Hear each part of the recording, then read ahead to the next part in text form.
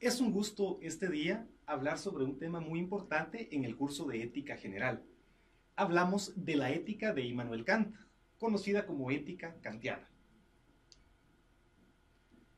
Immanuel Kant fue un parteaguas en la historia de la filosofía occidental y su pensamiento ético fue muy importante. Él nació en 1724 en Königsberg, lo que hoy es Kaliningrado, parte de Rusia. Fue una persona muy culta, muy sabia, muy instruida. Le costó llegar a ser profesor universitario, pero a fin de cuentas de eso se ganó la vida durante mucho tiempo. Se dice que fue protagonista de grandes y revolucionarios sucesos, pero curiosamente dentro de su despacho. Fue una persona un poquito solitaria que trabajaba muchísimo escribiendo en su oficina. Con él dicen los libros que se inaugura la saga de los docentes que les pagaban por enseñar algo que les gustaba mucho. En el caso de él, el pensamiento filosófico. Datos curiosos de él, tenía una puntualidad legendaria. De hecho, la gente cuando veía su rutina, incluso lo veían caminar, la gente ponía en hora sus relojes porque sabían que él no fallaba a determinada hora. Parece que era a las 3:30 de la tarde. A pesar de que era pues un poco serio, tenía una conversación muy amena y gozaba de un sentido del humor que era muy apreciado por sus compañeros. Paradójicamente, al final de su vida, pues padeció de la enfermedad de Alzheimer.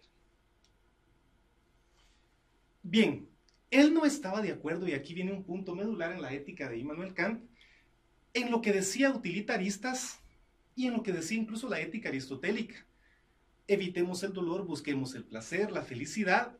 Él decía que la ética, es decir, la reflexión moral, no tenía mucho que ver con la felicidad.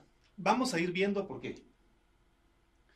Decía que una acción moral, es decir, buena, es aquella que se hace más bien por sentido del deber, antes de seguir las inclinaciones.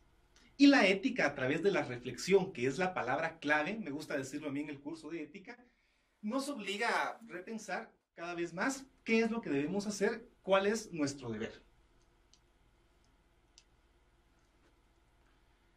En su momento él decía que los seres humanos tenemos una joya, una especie de joya que él llamaba buena voluntad.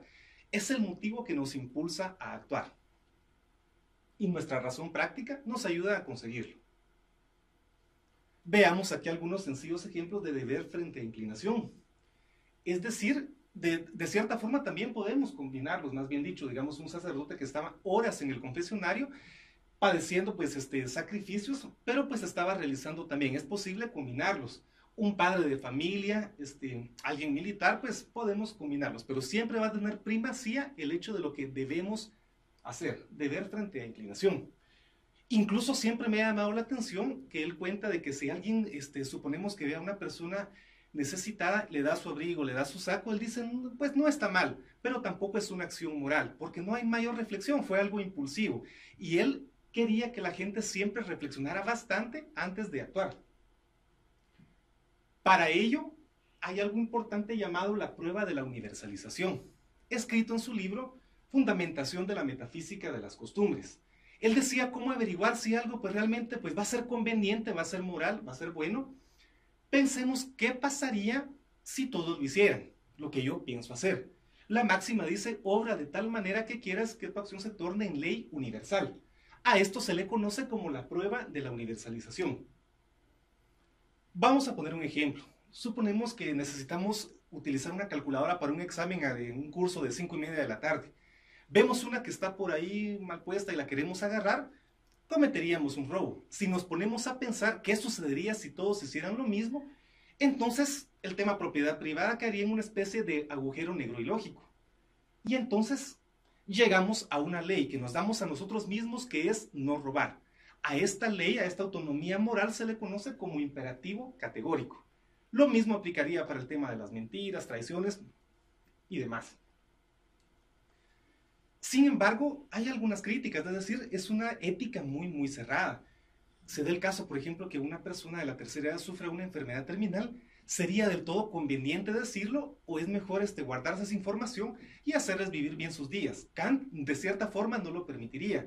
Y de repente, pues a nosotros nos parecería que sería lo más adecuado, teniendo un poquito de humanidad hacia ellos.